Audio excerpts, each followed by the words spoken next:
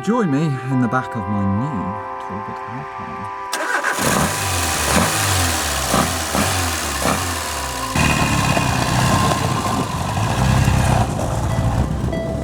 Bugger!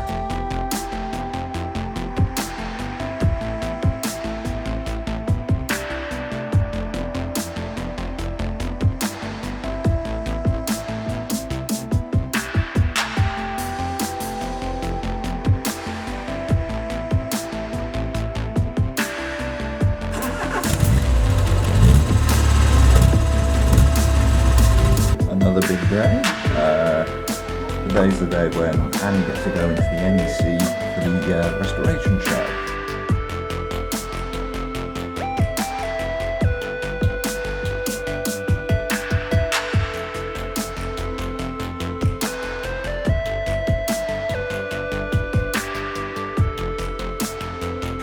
Annie is going in for a full engine rebuild.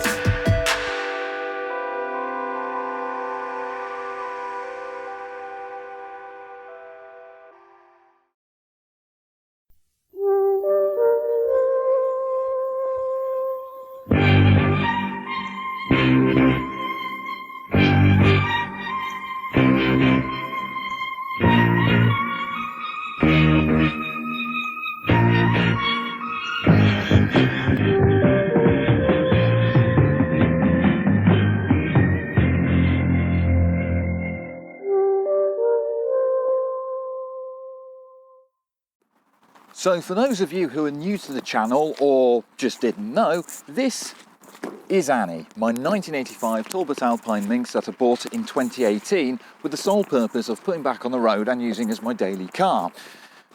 And after about 8 months of work, I managed to get her on the road in 2019 in time for the Practical Classics Restoration Show. However, a month after that, in the April of that year, she suffered engine failure.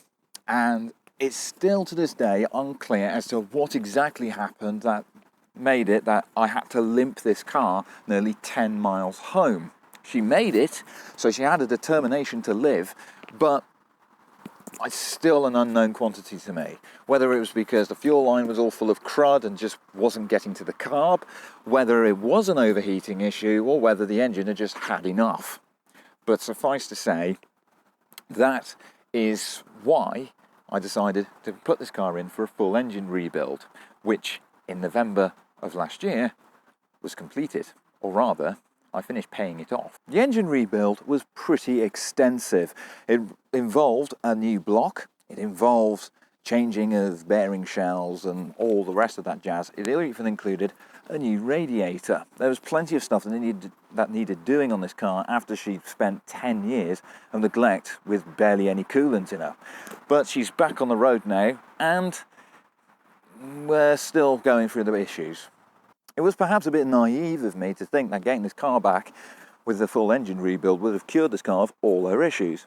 I mean, for one thing, this car doesn't rattle, so that is one thing that has definitely been fixed, and I'm so grateful for that, because the amount of flack that these cars have got for having rattly engines, this car is actually rattle-free. But it's more of the case of the fact that everything else needed a bit of work as well. For example, the carburettor. When I got the car back, well, we found out that we had to do a full carburettor rebuild. New jets, new gaskets, new everything, and that was just to get her running right.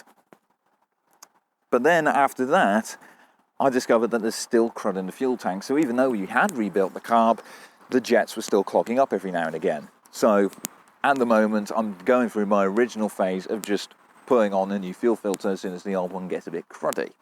At the moment, I am fueling the car on E5. Now, that is definitely something that is a bit of a talking point at the moment, particularly in the classic car community. I don't risk running this car on E10 just in case.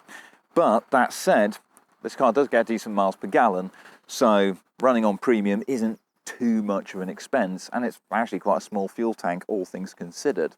I am currently undergoing a little bit of an experiment to work out which of my two cars is actually cheaper to run, not with miles per gallon or any of that nonsense, which in the real world isn't particularly applicable, but more rather cost per 100 miles of average use. And this car, so far, is measuring up at about £21 per 100 miles, which may seem mad, but at the same time, fuel prices have gone up. But that's the whole idea with this. I want to just work out what these cars are like as daily vehicles. So far, well, aside from the carb issues, this car's actually been pretty good to me. Everything else seems to be very reliable. Now, the engine rebuild in total cost about £2,100. And as I said, I managed to get quite a lot of new little bits and bobs, which have helped make the car much more reliable. But you guys may have noticed that you haven't seen the engine yet, and I've already brought up the engine rebuild a couple of times. So let's pop the bonnet and have a little look, shall we? This car being half French in origin, of course, the bonnet release is on this side. Now this was a bit of a job in itself because it decided to shear off on the front end. The spring just gave up, as in the return spring, so the bonnet wouldn't latch properly. But that's been sorted now. And here is the engine in all of its splendour. It does need a little bit of a clean up, maybe another coat of paint at some point, but as you can see, it's been painted in a rather fetching shade of blue, which is a Roots colour, funnily enough. The chap who was putting the engine in this car was working on a Hillman Minx and a Hillman Avenger, whilst also putting the engine in this. The coolant is now running nice and red, as it should. There's the new radiator, which also needs a bit of a clean. Yeah, that's all nice. But everything in here works. So the electric fan works, distributor cap works really well. The alternator, which was always a bit of an unknown quantity, still works. But yeah, all in all, quite a nice presentable engine bay on this car, which I'm very proud of. It's tons of space, but take it from me, trying to get so anything behind the head here is an absolute nightmare. So when you're trying to adjust up the exhaust manifold bolts or anything like that, it's an absolute pain. But also you may be able to just see it, just down there is the oil filter, which is always fun. Power steering, because all Alpine Minxes and Rapiers came with power steering as standard. Now, the block was definitely an interesting one, because I had to source a new block because the original one had a big C-shaped crack on the exhaust side where it went from outside wall, cooling jacket, outside wall. So it was probably the reason why this car was such a pig when it came to the cooling side of things. But I had to find a new block, and the problem is that because this is a 1.6, it's a different block to the other Parsi engines that were made. So you have your 1294, which was simply just a rebore of the original 1000cc engine that came in the Simca 1000 from the 60s. Then they added more height to it to make it 1442. And then they bored it out again to make the 1592.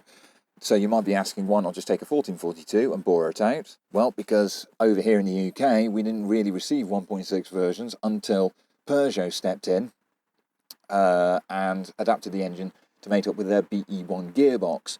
And in fact, originally, with Talbot Alpines, you could only get the 1.6 as an automatic.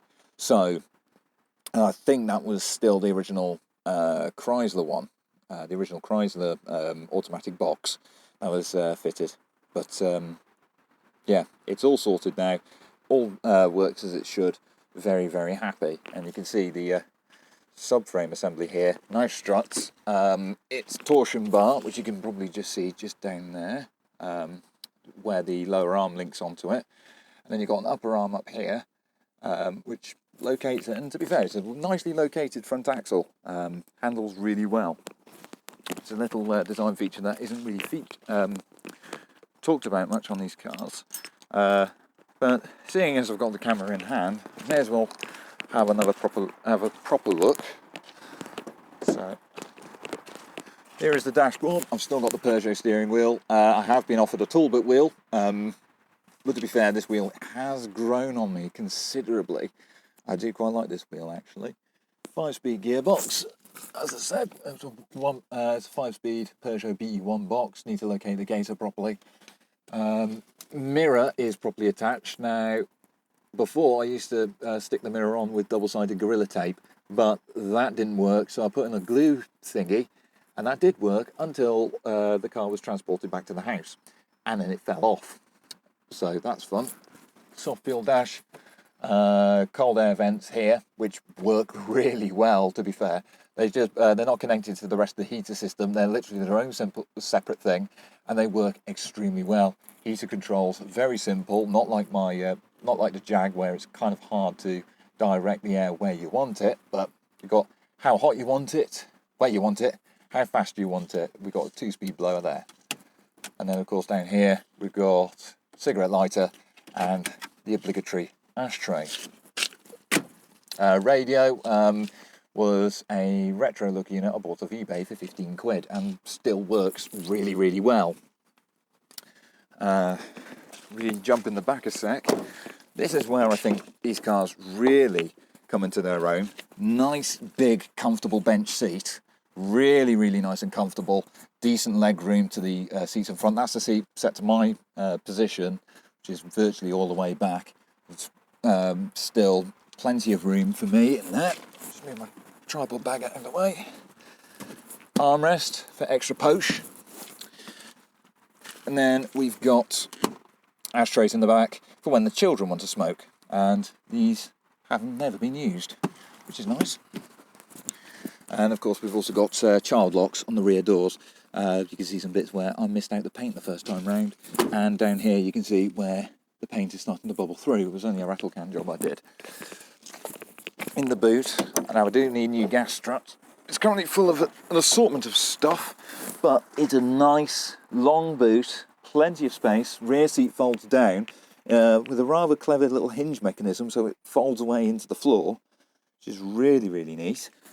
Need to sort out the parcel shelf, whether I just because it's basically just fiberboard, but you can see it's all cracked along there. So whether I just get a replacement bit board and reuse the carpet, try and get the staining out of it. But yeah, at the moment it just seems to sneak under the rail there and then just lodges itself. So I just have it folded out like that, and I need a couple of new cords. Well, I need a new cord. So that means it hangs up on the tailgate, because at the moment it's only got the one. So you've got the one cord there, and because these are pretty much unobtainium, I don't really want to just hang it up with the one. So I'll need to find another one at some point. I do have another one, but it's rather a bit broken. But yeah, so that's how that works. Things I need to sort out back here. Wiper motor is working rather intermittently. It's not performing as it absolutely should. The heated rear screen did work, has now stopped working. So whether that's just a poor connection or whatnot, not too sure. Love the rear lights on these. Very clever setup, and they've got the number plate lights integrated into here. So they're not having to be attached to the bumper, makes things a lot simpler. And the lights just come out with a couple of clips. Original number plates. Yeah, we've got some more surface rust creeping up around the arches, and it's probably the worst at the front wing here, which was an area I repaired. My other repair that I did has held up very, very well. So, yeah, all in all, I'm very, very happy with this car. Love the B aerial. I'll need to paint them out. But yeah, wipers work really well. It's, yeah, so I've managed to get a thoroughly working car back. But what was this car like to MOT? Well, let's go on the road and we'll talk about how the car drives and also talk about the MOT story.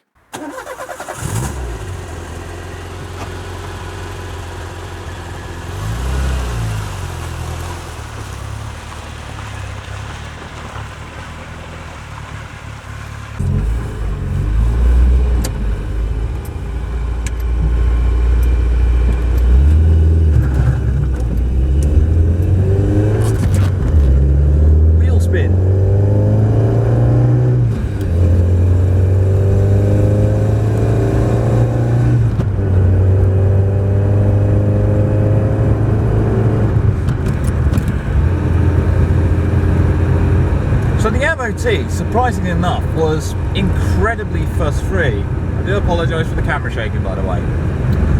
The MOT was just so easy. I went to a local garage, got them to do a little bit of tweaking on the car for me, and they managed to get the car to the point where she was at least usable so we could do the test.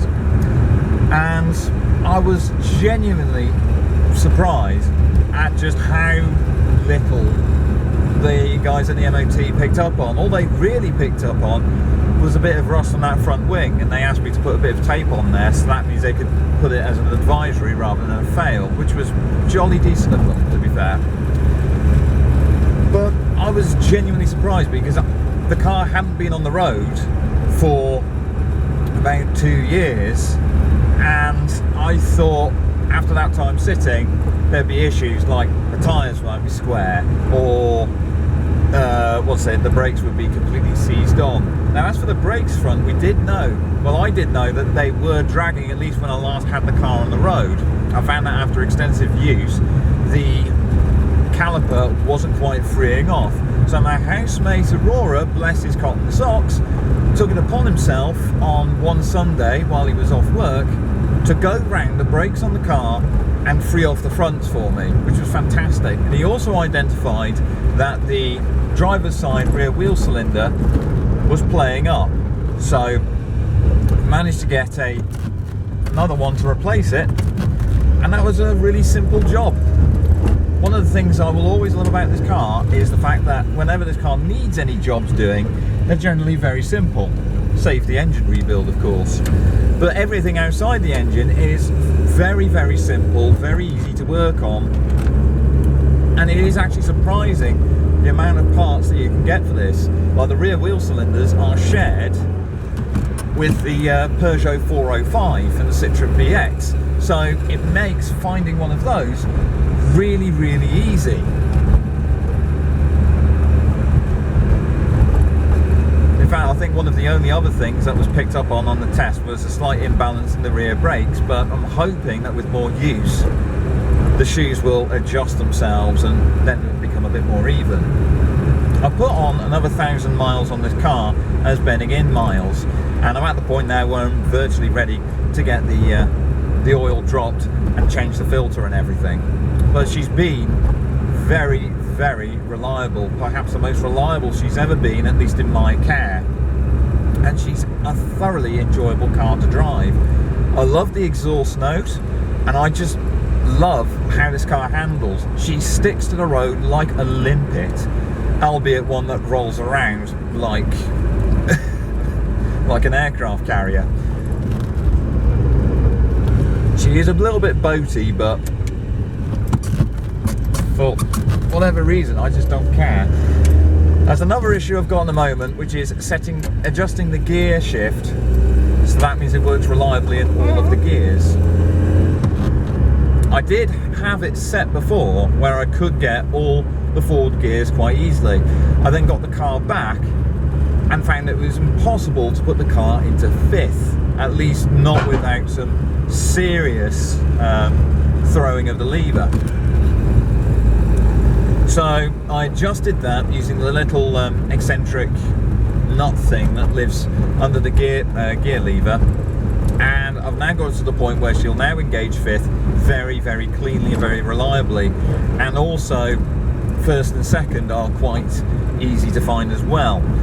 However, recently, particularly after a drive to Birmingham, I noticed that accessing first and second became a lot harder all of a sudden. So I'm not sure what's going on with that. Maybe the rest of the linkage needs work, I'm not entirely sure. There are upgrade kits available for BE1 transmissions, so whether I need to sort out the rest of the linkage with one of those, or just try and find something from a Peugeot 205 and see if that works. I suppose that's one thing that I like about the Peugeot's takeover of Chrysler Europe assets, was the fact that it means that they were able to standardise a lot of the components in these cars. So as a daily user these days, finding some of the serviceable bits is actually quite easy. It's just things like the air filter can be a bit difficult. As you guys already know, I work for a Motor Factors. I could not find any trace of the air filter on our system, so in the end I just had to find a new old stock one. Same with the brake pads. I bought a new old stock set with the intention of fitting them, which came with the wear sensors and everything. However,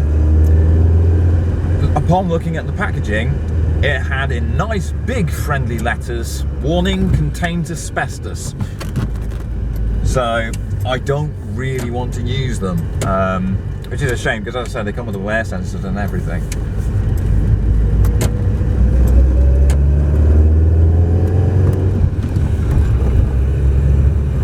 But otherwise, what is this car like to drive?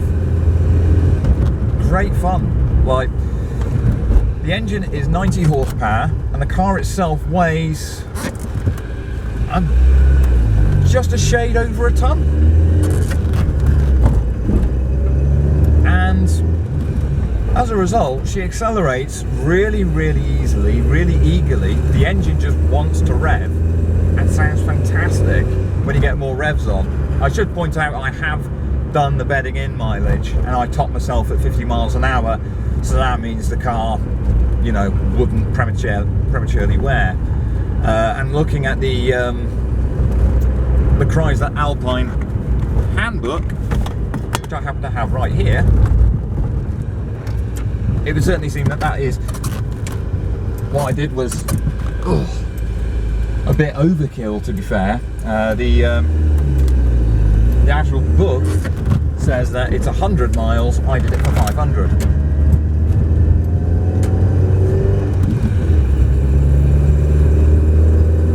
Just listen to that. Oh, it's just a fantastic sounding car. There is a bit of an exhaust rattle coming from the front, or at least something that's rattling on the exhaust. I'm not entirely sure what that is. It might be that a front baffle's gone, or something along those lines. So that is something I'm going to need to look into, because it would be nice to get a nice pleasant experience in the cabin. I also need to sort out the clocks on the dashboard, because only one of them is working as it should, and that's the fuel gauge. Ooh, LED, lovely. So the fuel gauge is reading as it should. It's currently showing half a tank, which is about right. The speedometer has a very weird inaccuracy on it, where an indicated 40 is 30 miles an hour, yet an indicated 70 is 70 miles an hour. So it seems as though the car's speedo gets more accurate the faster you go. So when I had the clocks out on this and I took out the speedo needle to straighten it out, perhaps I didn't put it in quite the right place and I didn't tension the spring. So that's entirely possible. It should be a simple fix, because I need to take the clocks out anyway. The actual timekeeping clock, that doesn't work. It worked briefly when I was last trying to get the car to run. That was before the engine rebuild ended up happening. And it was starting to tick round, but because all the needles are bent completely out of shape,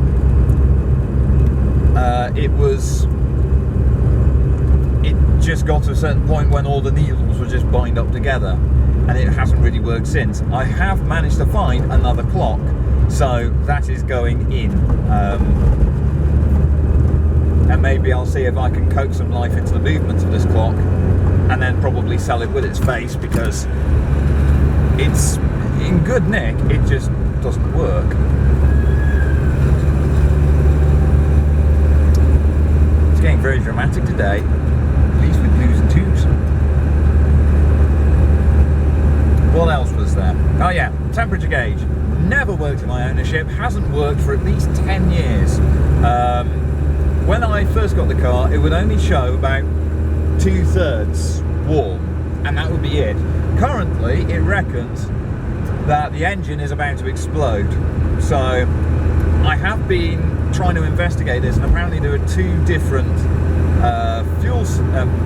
temperature senders that were fitted to these cars, and I bought the wrong one. So I need to buy the correct one, and maybe have a little dig about in the dashboard and see whether it's actually wired up the right way around.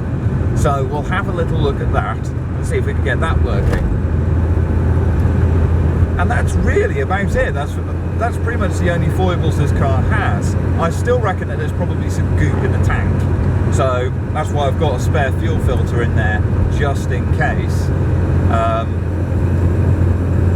But all in all, given the age of the car and the supposed massive back quality of these cars. This car drives and performs really, really well. As I said, I love the exhaust. The seats are so comfortable. You've got so much glass area. You can see everything. The handling is fantastic with the power steering as well. It makes it really light. It makes it really light and direct and almost quite darty. If it wasn't for the fact that the suspension is just really soft, I'd almost say go-kart-like. I think that's probably a bit too much of a compliment for the handling on these, but it is true. They do handle very, very well indeed. Now, obviously, there's a bit of noise in here, a bit of overall noise inside the cabin, because of course it's a hatchback, so it's basically one big box, and you've got the wheels at the front don't make too much noise, but a lot of the noise comes from the rear, and I think that's because the wheels are pretty much underneath this box, and a lot of the noise that they'll transmit will be admitted into the cabin. Apparently Solaras, the saloons versions of these, are a bit quieter on the inside, but all in all it's not too loud, and there's not too much in the way of untoward rattles. The only real rattling you can hear is just the parcel shelf, but that's because it's foobar. But I absolutely adore this car, and I really want to get some of the last little jobs done. I want the car to look as good as I possibly can, run as good as I possibly can, stop as good as it possibly can. But you guys may remember, I have another car, the Jag. What's going to happen with the Jag? Am I going to sell Judith to the Jag? A car which has been a firm fixture on this channel for nearly 2 years now. Well, no, I'm not selling her. Instead, I'm going to take this opportunity. Now I have another car that's working reliably. I'm going to use this opportunity to get Judith up to scratch, get the bodywork done, get the suspension done, the brakes done, everything. Get the car in, again, as fine a fettle as I can manage. Yeah, you can hear that little exhaust rattle there. It's a bit more of a resonance, to be fair.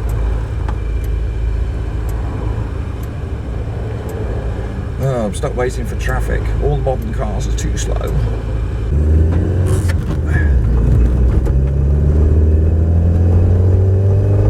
We're just climbing up a hill now, and when you're playing with the gears, she does make light work of them. Now, I want to talk briefly about the power of these cars. 90 horsepower in a 1.6 litre car from the 80s is really, really good. You got to think, it took Ford until the Ford Mondeo to come up with a 1.6 in an average family car, I might add, in an average family car to produce that sort of power. And that had twin overhead cam, it had fuel injection and engine management. This car is an 8-valve overhead valve with a twin barrel carb on top. There we go, that's fifth. And yet produces the same amount of power. Now, of course, this is where people are going to start bringing up cars like the Escort Mexico. Yes, that did produce 95 horsepower. But then you look at the price point, and Escort Mexico is worth a lot more than this. And that's something I want to touch upon as well. Value. How much is this car actually worth? Less than I've put into it. And that just goes without saying. So I put in at least £1,300 to get the car on the road in the first place, then £2,100 for the engine rebuild. So I've spent probably around about £3.5 grand on this car in total. And if I was to sell this car tomorrow, it would probably only fetch about half that, if I'm lucky. Which is a bit of a shame. There is currently a Solara Minx on Car and Classic at the moment up for sale for £2.5 grand, an older restoration, very lovely car, but it's £2.5 grand. This car isn't even in the same sort of ballpark yet. It's still visually quite tatty. So she needs to get sorted out pretty pronto. Oh, First gear, please. First gear, please, Annie. There we go.